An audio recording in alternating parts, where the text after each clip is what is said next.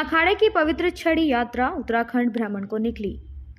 श्री पंचमदश नाम जूना अखाड़े की पवित्र छड़ी आज मंगलवार को जूना अखाड़े में स्थित हरिद्वार की अधिष्ठात्री देवी मां माया देवी मंदिर से जूना अखाड़े के साधु संतों के उत्तराखंड के दौरे पर रवाना हो गई। जूना अखाड़े द्वारा पिछले 4 वर्षों से निकाली जा रही इस पवित्र छड़ी यात्रा का मुख्य उद्देश्य उत्तराखंड के पौराणिक तीर्थ स्थलों का विकास करते हुए तीर्थाटन को बढ़ावा देना है, जिससे उत्तराखंड में हो रहे पलायन को रोका जा सके।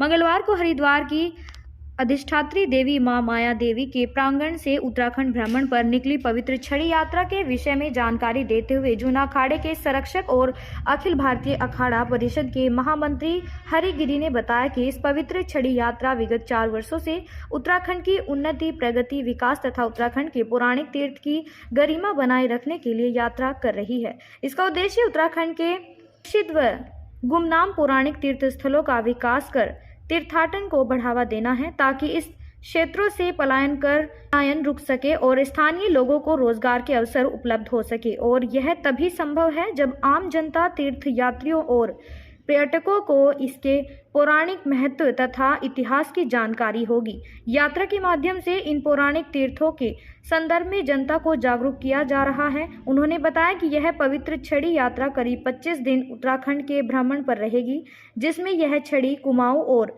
गढ़वाल क्षेत्र के पौराणिक मंदिरों और स्थलों का भ्रमण करेगी। इसका मेन यहाँ से ऋषिकेश प्रस्थान करेगी। हरिद्वार में देवी देवताओं का हर के पौड़ी, दक्ष महादेव, माया देवी पूजन होने के बाद 2-4 दिन छड़ी के प्रचार प्रसार के होता है कि जो लोग भी सम्मिलित होना चाहते हैं, चाहे वो कोई, सभी अखाड़ों से प्रार्थना होती है, नागरिकों से प्रार्थना होती है, वो किसी समाज से जुड़े हुए हों, उन सबसे होता है कि उनको मैं बद्रीनाथ केदारनाथ की यात्रा करा सकें। ये उद्देश्य होता है, करना या कराना, दोनों उद्देश्य हमारा होता है। तो आम लोगों को प्रचार प्रसार के लिए होता है कि सरकार के द्वारा जो बस आती है, ट्रक आता है, उसमें निःशुल्क रूप से उनकी यात्रा में करा सके। जो लोग भी इच्छा रखते हैं देश के किसी कोने में रहें, मेन उद्देश्य ये है।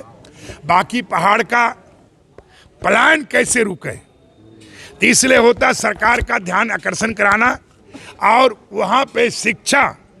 क्यों पहले से मेरी मांग है कि कुमाऊं क्षेत्र में जब तक पिथौरागढ़ में एम्स बनता है, यूनिवर्सिटी बनती है, तो निश्चित है कुमाऊं का पलायन रुक जाएगा।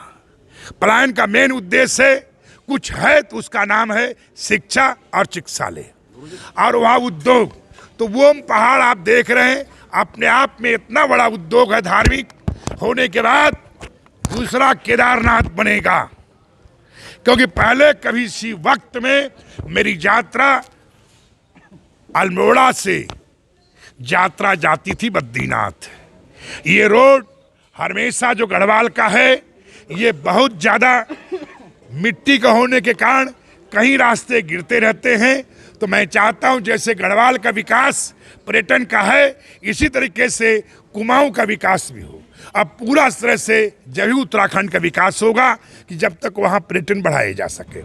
तो मेन है पहाड़ का पलायन रोकना, सरकार का आकर्षण कराना, केंद्र का आकर्षण कराना।